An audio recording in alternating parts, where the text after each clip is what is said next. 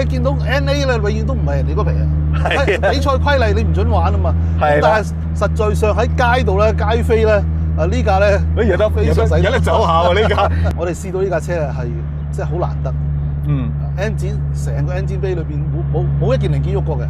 係。成個底膽咧，亦都冇嘢搞過。係啊。其實 Supercharge 叫做死咗㗎咯喎，喺汽車工程上面。哦，係啊，係啊，係啊。你覺得原因喺邊度咧？哇！呢個歷史一講起上嚟就長篇啦。冇幾耐之前咧，我哋就拍咗部 Corolla GTI 16 AE92 揭背版嚟嘅。咁啊，好似反應都幾好喎，因為好多人嘅共同回憶喎。即係就算唔係呢一部係齋啲嘅版本、弱啲嘅版本，好多人都接觸過嘅。但係亦都有觀眾留言話：喂，拍埋 Coupe 版啦，因為 Coupe 版其實嗰個喺澳門賽車嘅曝光率係比 Hatchback 版係更加多嘅，即係真係有得同 CV 鬥一鬥嘅車種嚟嘅。嗱，今日揾到啦 AE92 嘅 Lavin， 仲要係 GTZ， 即係 Supercharge 版本，就係呢部，都幾難揾嘅呢部嚇。咁呢部仲要係好原裝，雖然有啲老舊，但係好原裝，好原裝。咁我哋會繼續試下拍啲豐田嘅跑車，唔好淨係下下都 Civic 啦。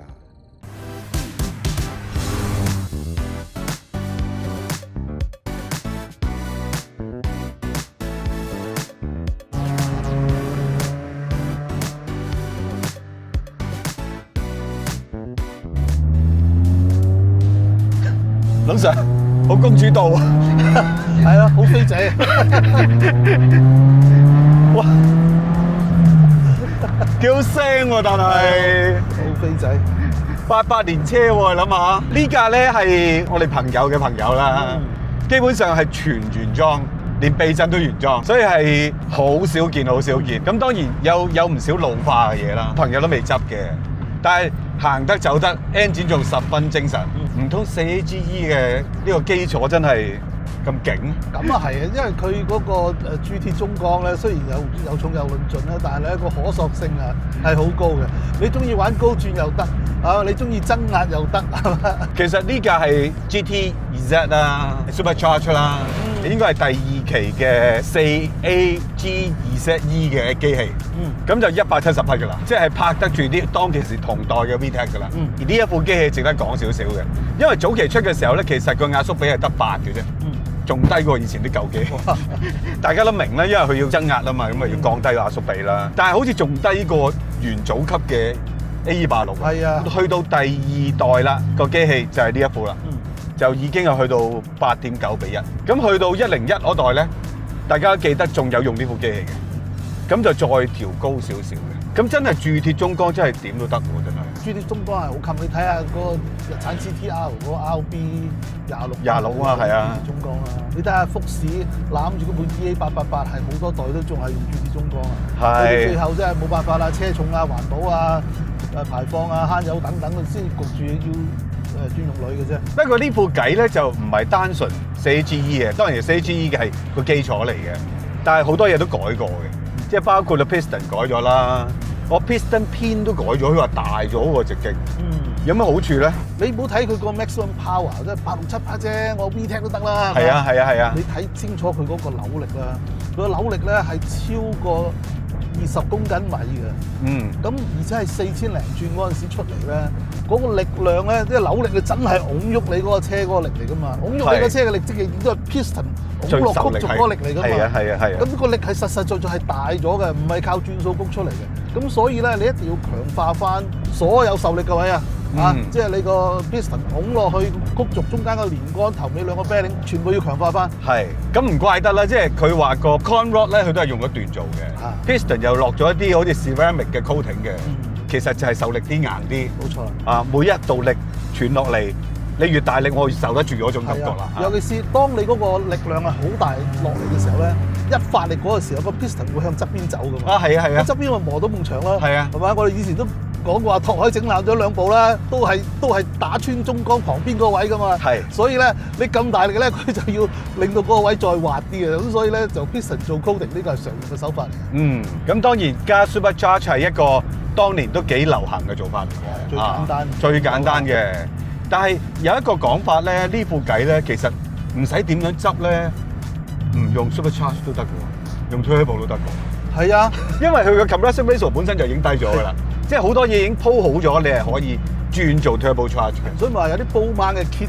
係啦，係啦，係啦。你如果得閒去日本嗰啲書店嗰度睇一睇，關於呢部機器，即係當然啦，而家冇啦。係好多呢啲咁樣嘅改裝天書，五花八門。因為呢部機器個可塑性咧真係太高啦。今日揸咧，我自己最覺得 amazing 咧，88年嘅車，22年引入香港，佢話個機器真係冇喐過，你見到都知道係冇喐過。係啊係啊，因為有啲嘢，咦爛爛地嘅，個 Supercharge 嗰個牌都真係跌出嚟，真係。哇！呢個4G 真係好捱得喎，大佬，任勞任怨喎。嗱，要講呢部 N 展齋上嚟嘅感受咧，一定要上斜路嘅時候咧，先至體會得到嘅。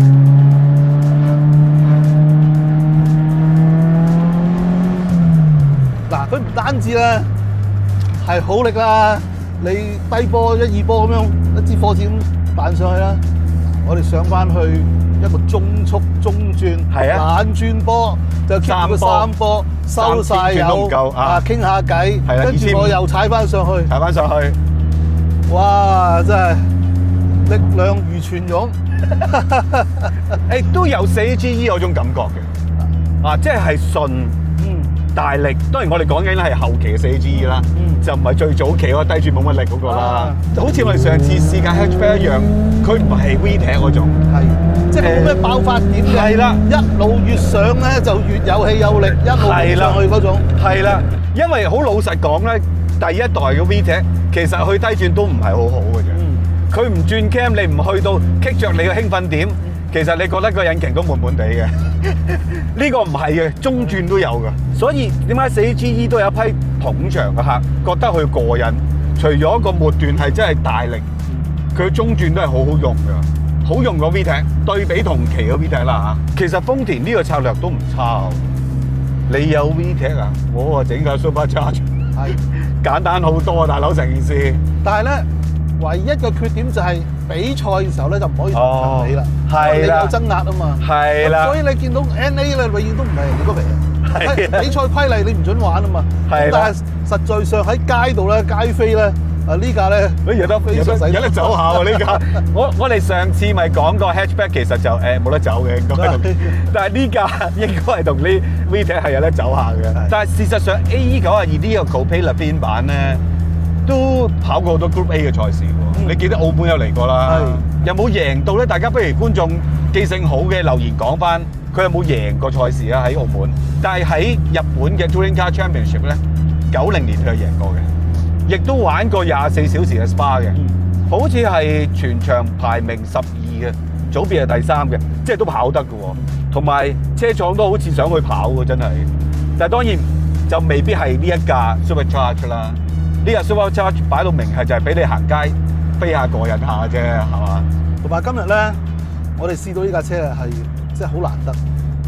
engine 成個 engine bay 裏邊冇一件零件喐過嘅，成個底膽咧。亦都冇嘢搞嘅，雖然我哋感覺到好多地方咧都已經老化啦，開始慢慢衰減啦，但係咧由於佢所有嘢都冇喐過啊，佢嗰個軚感咧就係當年設計個懸掛幾何同埋軚盤，佢個工程師原本嗰個理念嚟嘅。我哋試車試舊車係好難有機會試到呢個味道嘅。係啊，成日都覺得點解咁怪啊？個車唔係咁差，當年設計得咁嘅，其實唔係，你班友仔改到古靈精怪。呢架車轉彎啊，轉啲窄彎扭軚幅度多咧，佢個比例感咧係冇突然變化，冇啲好突兀嘅嘢嘅。係轉頭轆咧，呢一架咧係第2代噶啦，即係由 AE80呢個 AE90啦。係啊，其實已經係摸索到差唔多噶啦。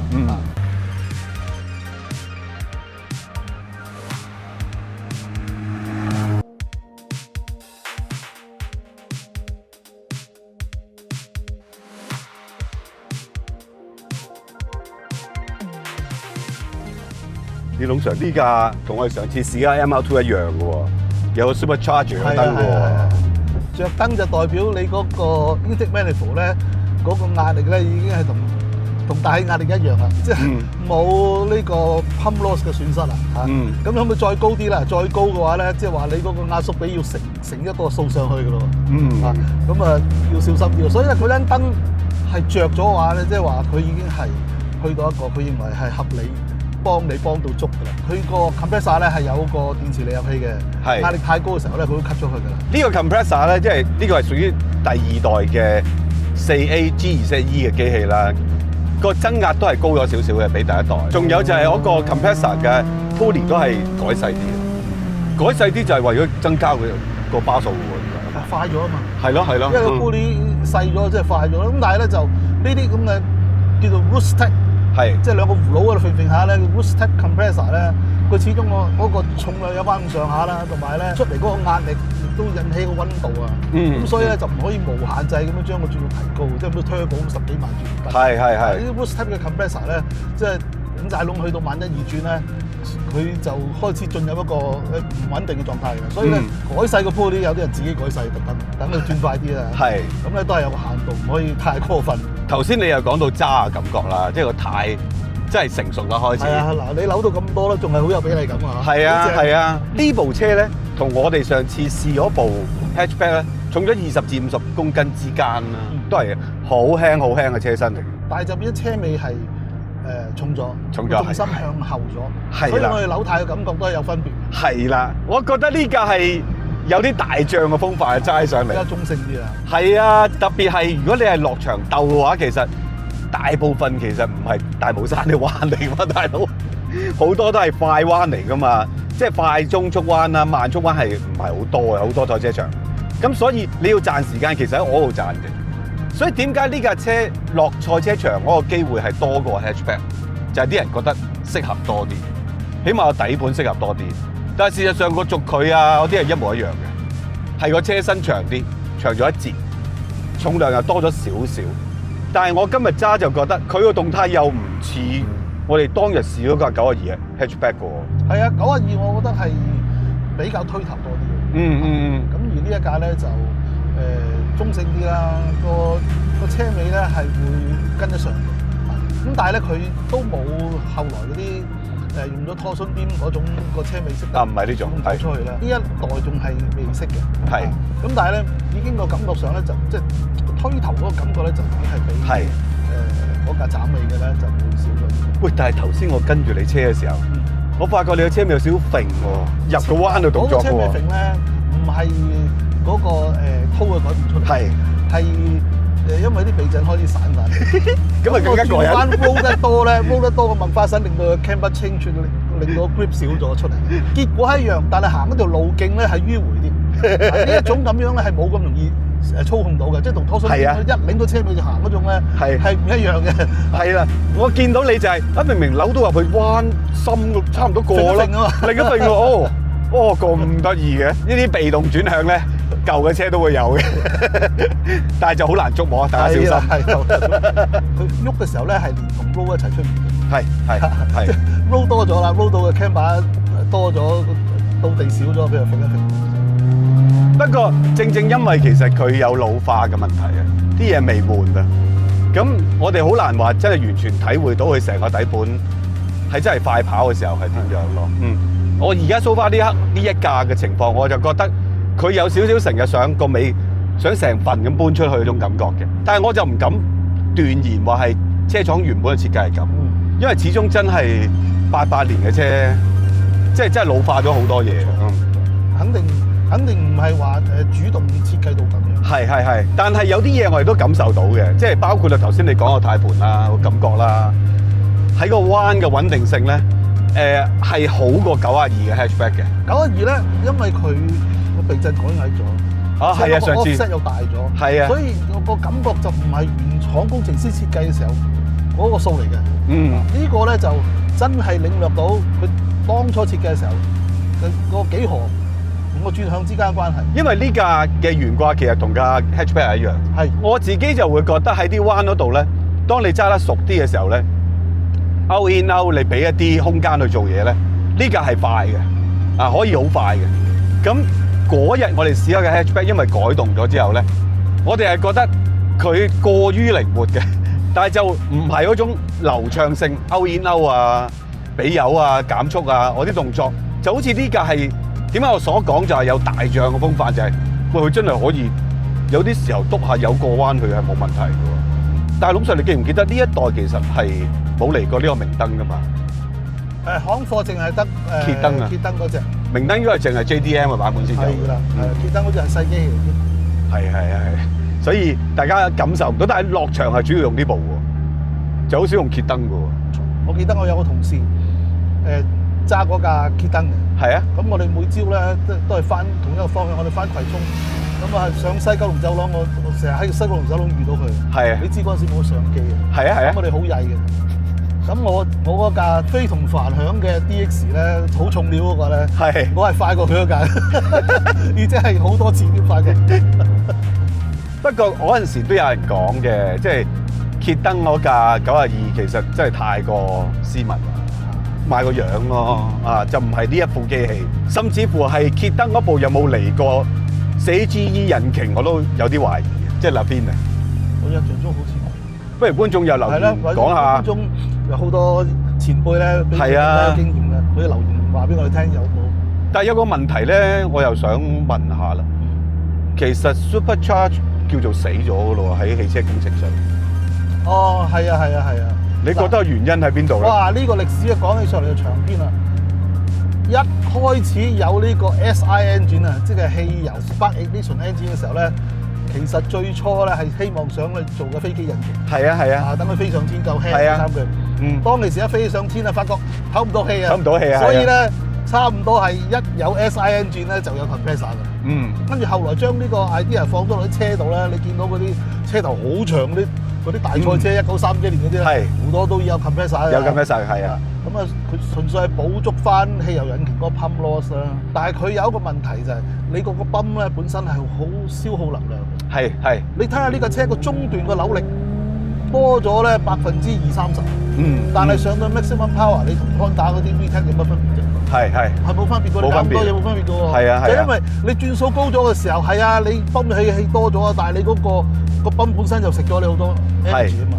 咁去到呢個咩都講效率嘅年代咧，呢樣嘢就係逃唔過呢個時代嘅洪流嘅淘汰啦，冇辦法啦。即係如果講效率嘅話 ，Turbocharge 係效率高啲嘅。冇錯啦，冇錯。因為你眼見都知 Supercharge 機器個轉速頂盡7000轉好叻㗎啦，大佬啊！再高啲佢都做唔到。因為 Supercharge 你睇翻佢成個系統咧，佢冇咩機械嘅摩擦嘅損失嘅。係。同埋嗰個泵做嘢都係凌空嘅，嗰個 bearing 就浮住嗰啲係做大呢啲 bearing 嚟嘅，咁冇機械接觸，冇能量嘅損失。調翻轉就係佢將啲 engine 排出嚟嗰個廢氣嗰個能量攞翻啊嘛。係啊，嗰下緊要喎，其實係 regen 嚟㗎嘛。係啊 ，regen。咁所以成個效率係高咗。曾經有段時間咧，就又有即係Supercharge有 turbo 啦，兩個大家喺度鬥啦，甚至乎有啲車咧係兩樣嘢都有㗎啦。係啊。咁但係慢慢咧都係得翻 turbo 可以留低啦。所以嗰個高轉嘅機械損失咧，其實唔單止話喺力量上高係吃虧咗，其實咧我哋揸車嘅感覺咧，去到最尾咧，嗰個享受都低咗。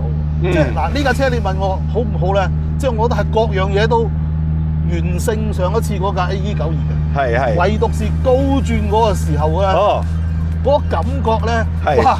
即係嗰啲聲咧，差唔多同你嗰啲神經啊、心跳咧連為一體啊！即係無絲竹之亂耳啊！簡直呢架車咧就係冇咗嗰啲聲。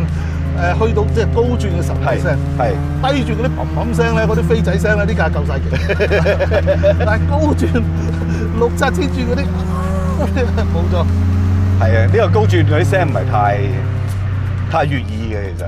因為當你高轉嘅時候，嗰個 compressor 仲轉得快過你部 engine，產生嘅雜聲多咗，損失嘅能量多咗，咁所以就嗰啲聲冇咁純正。但係我好中意呢個92呢個樣啊 ，Coupe 呢個樣。好超和時代嗰啲嘢，即係扁平矮四方。係頭先我揸住架 Model Y 跟住你啦，我喺度諗咁扁嘅車點執得落龍 Sir 咧？其實好扁㗎嘛，成個車廂。佢地台又矮啦，張凳又矮啦。係咁啊，所有嘢都矮，你坐落嚟就係 OK 嘅。嗱，咁我哋92嘅 hatchback 試咗啦，咁啊86當然試過啦。跟住又到111噶咯，但係111就完全係個底膽係已經大改革噶啦。係，冇錯，就係個魔術膽啊。冇錯，同埋當然如果試111，我哋就試20瓦路啦。但係111你有冇揸過咧？未揸過，所以好期待喎！如果揾到翻嚟，有嘅，我哋呢個 Corolla 系列係差唔多圓滿㗎啦。哇！做埋就差唔多㗎啦。你睇得到豐田同本田兩個取向，我哋每一集都講少少，就知道豐田係你話佢保守又好，你話佢有自己睇法，甚至顧全大局又好，但係佢做出嚟嘅呢個1600cc 組別嘅跑車咧，真係另有一番風味。